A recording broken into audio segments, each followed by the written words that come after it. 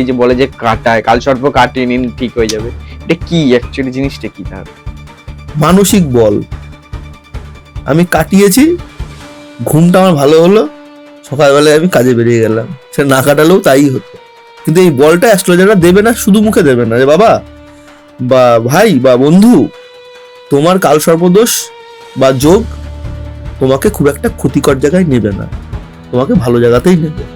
যদি দুর্বলও হয়, রাহু কেতুর অবস্থান যদি কালসর্পদোষ দেখার সময় দেখি দুর্বল আছে, তাহলে তার ওই যে পিরিয়ডগুলো, মহাদশা অন্তর্দশা অথবা গোচরকালীন সময়ে একটু ভালো ভালো যে ঘরগুলো আমাদের, অর্থাৎ লগ্ন, পঞ্চম, নবম, এগুলোর ওপর দিয়ে গেলে একটু এফেক্ট তো দেবেই। সেটা তো আমাদের জীবনে চড়াই উচ্চাই থাকেই, তো ওটা তো মেনে নিতে হবে। কিছু জিনিস তো জ্যোতিষকে দিয়ে সবকিছু করানো যাবে না, কিছু জিনিসকে মানতে হবে, যেটা আমার আছে সেটা আমাকে মানতে হবে। এই মানার জায়গাটাই মানুষ যেতে পারছে না বলেই আজকে এত তাবিজ কবজ মাদুলির ফ্যাক্টরটা তৈরি হয়ে গেছে।